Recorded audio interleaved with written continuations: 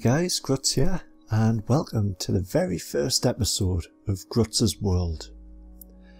And finally, I am making my very own survival single-player world. So, I've named it, going in survival, and I am using a seed. Now, the reason I decided to do the seed, all of the options are just the standard. I'll create the world, and the reason I decided to use a seed was I want all the biomes within 2,000 to 3,000 blocks of when I spawn into the world. That way I'm hoping in future updates I don't have to change my world. I can just keep going, a new terrain will not be far off. And this seed has all the biomes within 3,000 blocks, I believe. Let's get going with this. If you watch me survival multiplayer stuff, then you'll know I play by a lot of game rules where I don't mine, I don't craft armour, this, that, the other. I am not going to be putting any of these rules on myself here. And the reason I've decided that is, this is my single player world. This is somewhere for me to play, have some fun, no matter what. I can just log in, enjoy myself, relax, and play. Now, that being said, brings us on to the next point. This is not going to be one of these Let's Plays where you see every single step of everything I do in this world. That's just not my type of thing. I don't see the point in recording hours and hours of caving, maybe some highlights, whatnot, but not over the top. So hopefully this will make it a bit faster paced and a bit better to watch. I have planned to do some big builds. I like to play the game very technical, and I intend doing so. Hello piggy. So there'll be no difference here. Things will be done in a very technical manner. I'll probably end up having a very powerful iron farm at spawn. I will still use farms to get as many resources as possible. Just because I'm allowed to mine doesn't mean I definitely am going to mine. That's just the way I like things. I don't really like wasting my time mining. I'd prefer to be building something, creating something. But I've got a few different mob farm ideas in mind, stuff I haven't seen done before. So I'm looking forward to trying to build some of that. I want one of them. And a sword. I haven't really given a lot of thought to how I want to do everything. I know that sounds strange because usually people have ideas and they're like, yeah, I'm going to build my world up in the sky, or I'm going to build in the water. I haven't really thought of any of that. It's probably the wrong thing to do. But I don't want to restrict myself to anything. I'm just going to make judgments, make ideas as I'm going. And I think I'll make it far more interesting, not limiting to any one style. Now, something I've just realised here which we do need to change. Normal to hard. That's better. I keep forgetting that the new 1.8 setup defaults all your worlds to normal, and each world individually has their difficulty changed. But we'll be playing on hard mode. I really like the spawn. I might try to stay in the spawn area. So we've got birch forest there, a swamp over there, that's good, slimes. I really like this overhang. Over that direction, it looks like that's the tiger, actually. You can just see the giant spruce trees there. So that's Mega Tiger. So there's Podzol. And that looks like it might wrap all the way around. But if I remember right, over that type of direction, a couple of thousand blocks is the sort of snow biomes. And then in the opposite corner that way is the drier biomes like the desert and the mesa. Beef. Beef's good. Ah! There we go. That's what I want. And I'm not talking about the squid. I'm talking about the witch hut. Although the squid will sidetrack us. One nice location for it as well. Ocean all over that direction. So, perfect witch hut. No one home. Slime. A little baby zombie.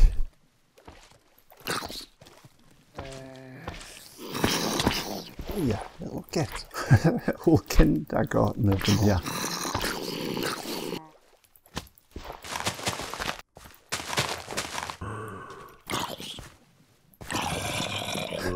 Try to use him as a human shield. Whoa.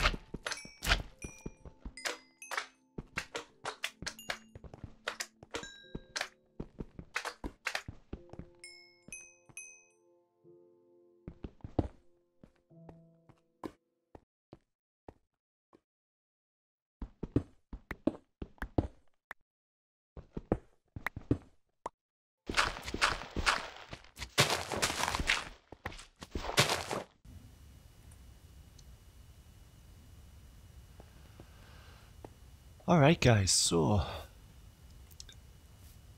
here we are in the world spawn area, and as you can see it looks a bit different to how it was before. When we first spawned in, we spawned in on trees right in this area here. Now what I've done is I just wanted to see what I'm actually dealing with, so I've cut the whole area out. There you. So I chopped all the trees down. And this gives us a better idea of the actual main spawn and what's going on. As you can see, I've collected some sheep there, so that's what I've been living on. And I've just got a couple of farms here. Wheat farm, carrot farm, and a bit of sugar cane there. So anyway, let's get on with some proper work here.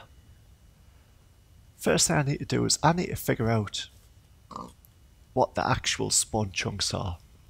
And I thought I would bring you along with us to show how to do this. Right, so we will follow the compass, and you'll notice when I'm moving the red pointer changes, so we'll follow that. We know it's going to be around here somewhere because we're spawned in the world, and what we're looking for is that compass needle to flip the opposite, like that. So if you look down at the ground and just move, there we go. Right, so when we're on this block, it points there.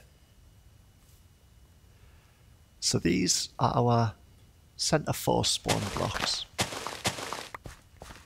So let's get them out of the way. Put some cobble here instead. So that's all the work we've got to do with the compass. So what the center 4 blocks are is this point here is your spawn into the world, like your main spawn area, which is a 20 by 20 box around this. The next thing that we need to do from here is find the southeast corner. And that is this one here. So we'll just change the colour on that. And I don't know if they've got proper names or not, but I class this as being the actual spawn block. This is the main guy. So now we've got this, what I want to do is actually mark out the spawn chunk that this is in. And this, that we've just marked out, is what I call the main world spawn chunk. And now what we're looking for is, if you remember, we looked for the southeast corner of this one. Now what we need to look for here is the northwest corner of this spawn chunk. And again we're going to be marking out, but this time we're sort of marking out within the spawn chunk. And the size we're going to mark is a 9 by 9. Alright, cool. And then opposite that, you should be left with a 7 by 7. So we've got the 9 by 9, 7 by 7, then we've got a 9 by 7 and a 9 by 7. This is the 4 segments of the world spawn chunk, and what we need to do is find out where the spawn block is, which I didn't really have to do all this marking out, but I just wanted to show you the theory behind it so you can do it yourself. So there's the spawn block in this corner. So this corner right here is this corner sort of meeting point of all the spawn. This is the dead center of your spawn chunks. Now, your spawn chunks are 16 by 16 chunks, but it's only the 12 by 12 area really that you should deal with. Now, the reason I say that is the 12 by 12 area is the only bit of the spawn chunk that will process entities. So you're building an iron farm, you want it in the 12 by 12, not the 16 by 16. Beyond the 12 by 12 will only process sort of redstone work. If no one's in this spawn area, redstone will still work beyond the 12 by 12 up to 16 by 16. But any entities, so growing animals from babies, iron golem farms, things like that, want to be within 12 by 12 chunks of this. So including this one, this is the first chunk. Then there'll be a further 5 chunks that direction. And then again from here, this will be the first chunk, 5 that. This is the first chunk, another 5 that way, and so on. Alright, so I've cleaned up the mess. All the scaffolding working out what we've got.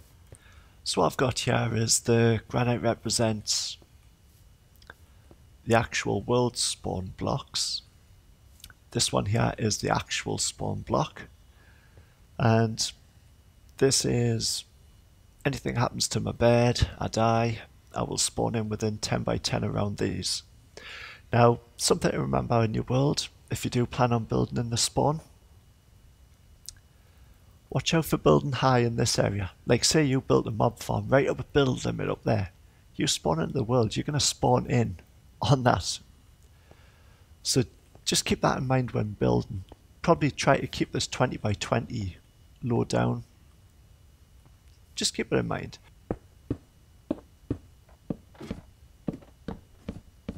As you can see, I have 4 lots here, and what I've worked out is a stack and a half of blocks will actually give you the entity processing spawn chunks, and then another half stack will give you right to the edge of the actual redstone processing. So I'm going to go out this way, then I'll go out that way, that way. It's going to give us a better idea of where I stand with things, how far away it is. So yeah, I'll do this, I'll get right back to you. As you can see, we have the dirt going to one part, and then the wood carries on from there. I'm going to have a bit of a think how I'm going to want to lay this out. Do I want a big floating border around it? As you can see, I had lots of cobble and I was going to do that, but I'm not quite sure. I may not. I may go hunt down some ice and do the floating water all the way around so I can actually ride a boat around it.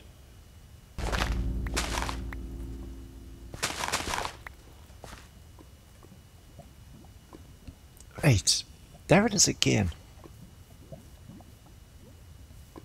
Every time I'm working in this area, I keep hearing that lava. What is it? Where is it?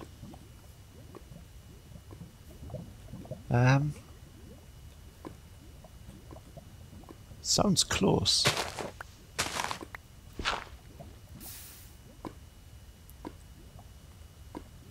Okay.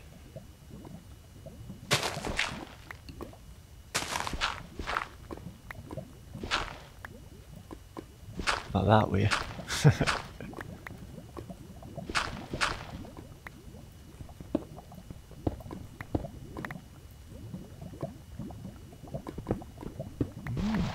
Okay. Now this is going to be handy to have.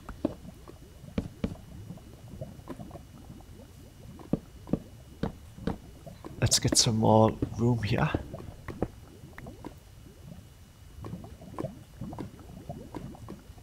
Yeah.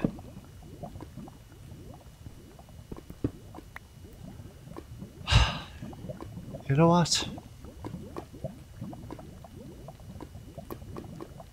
Do I have water with us? I think we should go to the Nether. Now, as you probably know, usually go to Nether, you've got to have your diamonds, get your diamond tools and stuff. But you can sort of dig out and use water. No? That. Take these out. I just want to make sure I don't flood the lava. So here's the outline of it. Let's drop that up there. Yeah, yeah. Yeah. Yeah.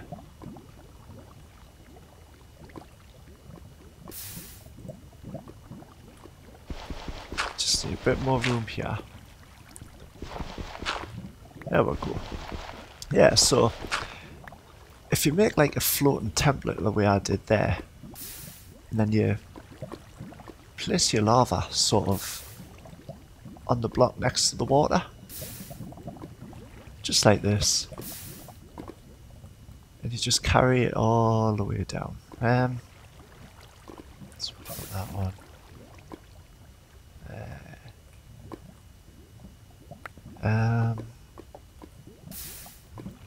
Yeah. Yeah.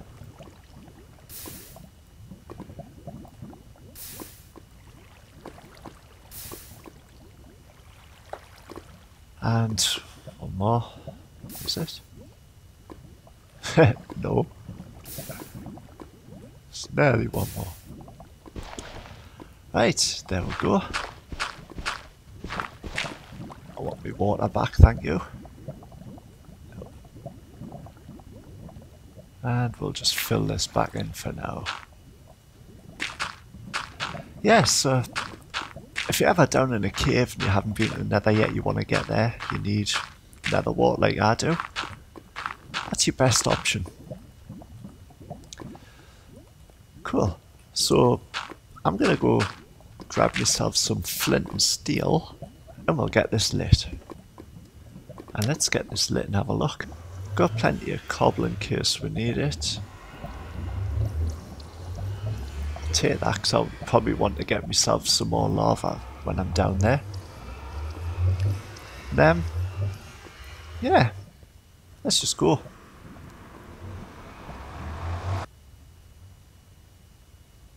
Achievement get. Nice. And, yeah, first time going in the Nether, so everything has to generate.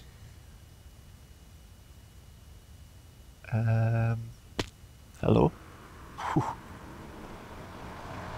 Right. What have we got? A giant lava lake. And that's what I want to see. Perfect. Oh, that's nice. I do have that on bright, yeah. I thought I turned it up ready to go. Alright, that is cool. Definitely want some of this though.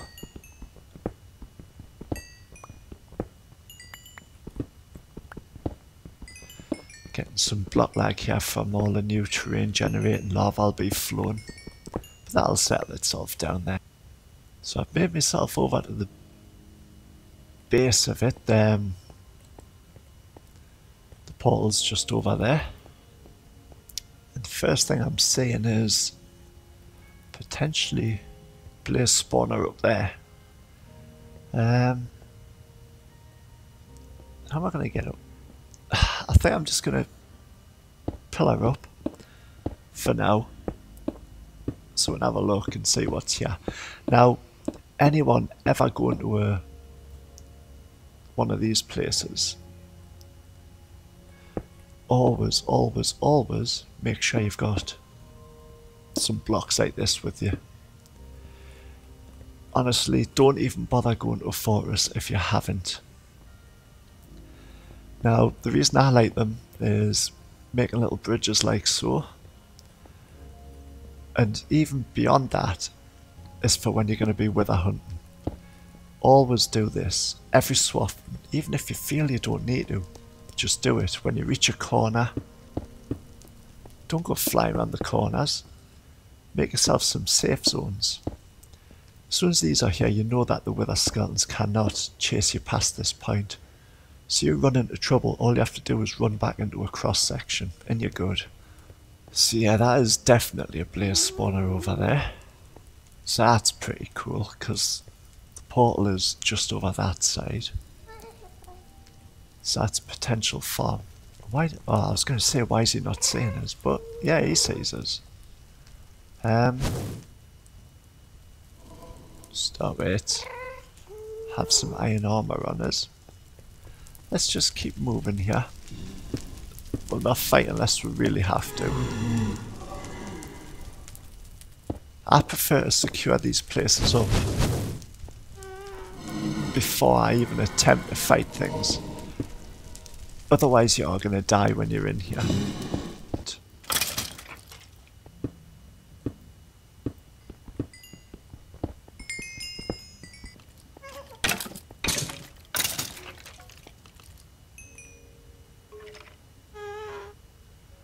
Aren't you glad you put sissy balls in this thing now?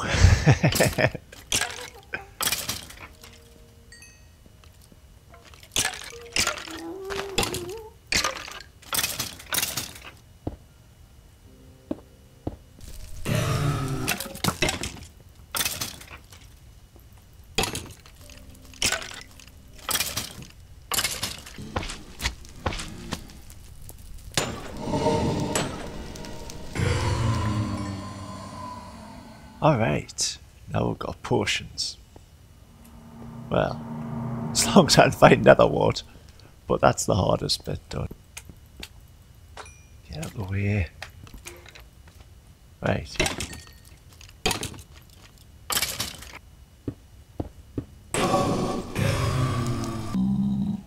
Alright, we got the warts. Great. Now what I'd always recommend is always replant your nether wart. You never know when that's going to come in handy. You may have nether wart in your base. You may have set up like nether wart farms, but anything can happen. All it takes is a creeper or something to cause an explosion in your place. All the nether wart to get destroyed. You didn't replant here, so you're not going to have any to get back. I always replant it down. Take enough withers. And I know no matter what, there's always nether wart back at that fortress again.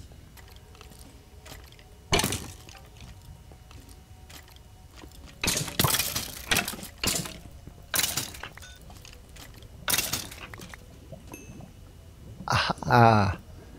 First with a skull. Next tip when you're going to explore the nether fortress, always bring yourself a bunch of planks, because if you break anything, just like my sword broke just there, you've got your stone with you. You make yourself more.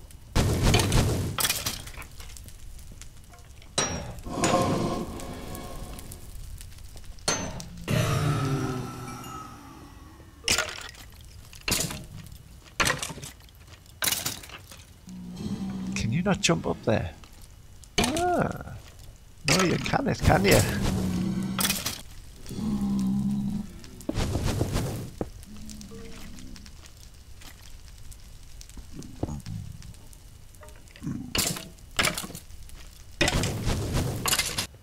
Okay, chest time. I always need chests.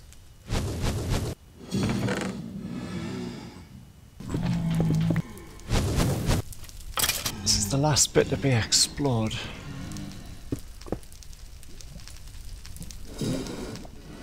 Oh, right, we've got another blaze spawner.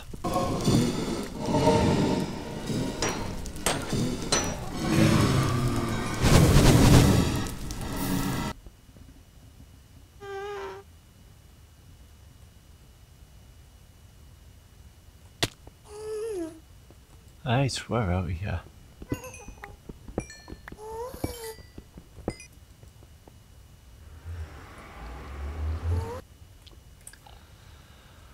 Alright, so we've made it back in one piece. We didn't die in the fortress, that's always good.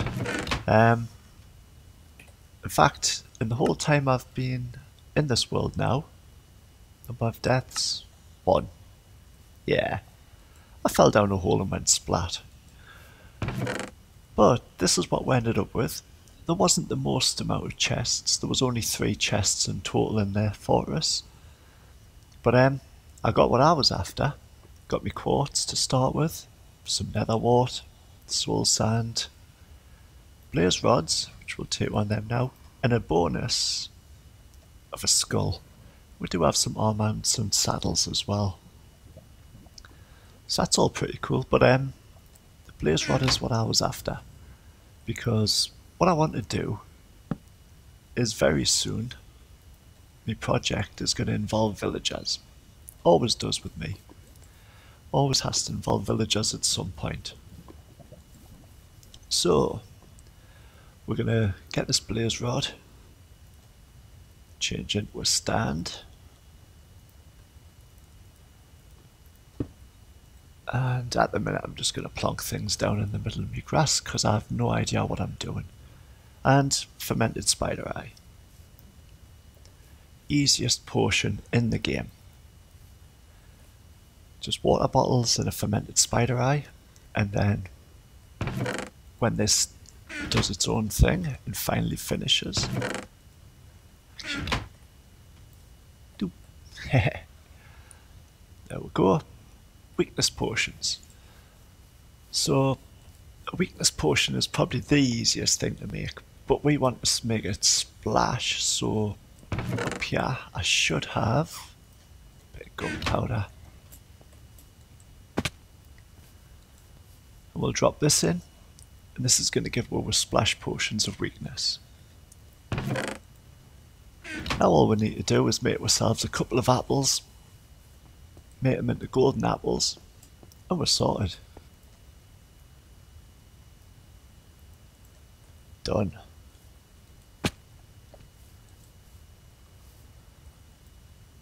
So I've got my splash potions of weakness. Another achievement, local brewery. I've got my golden apple. I'm ready to start getting some villagers.